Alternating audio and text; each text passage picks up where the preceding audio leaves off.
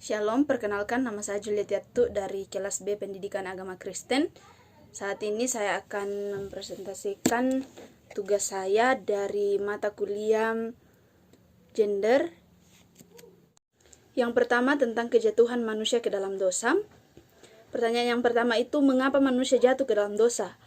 Jadi dalam Kejadian 3 dijelaskan bagaimana manusia jatuh ke dalam dosa karena tidak percaya kepada ketetapan hukum Tuhan dan lebih percaya dan lebih mendengarkan godaan setan daripada melakukan ketetapan Tuhan.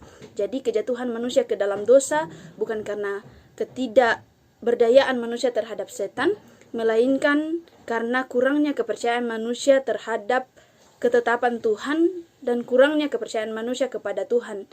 Ketidaktaatan itulah yang menyebabkan dosa dan bukan karena rancangan Tuhan.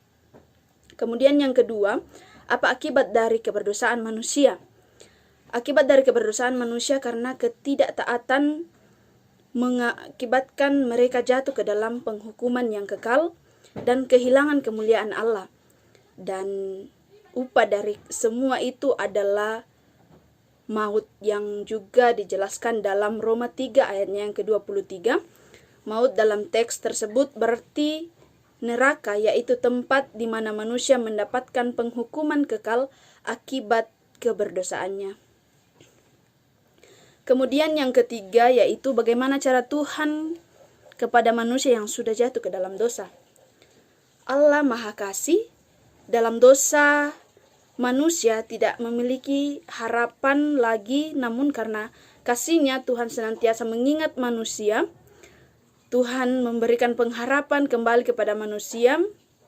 Tuhan senantiasa mengingat kembali, memberikan pengharapan kepada manusia berdosa dengan berita Injil.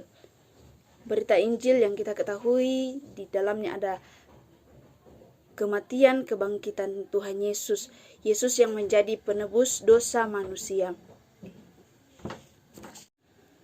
Kemudian tentang penebusan oleh Yesus Kristus.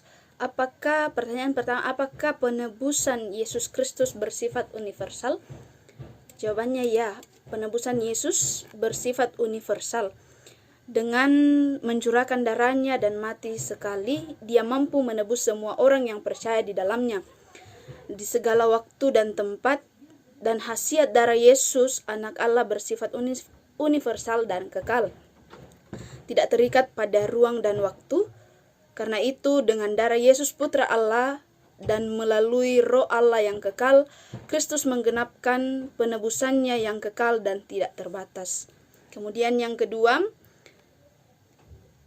bagaimana cara Allah memulihkan hubungan antar manusia?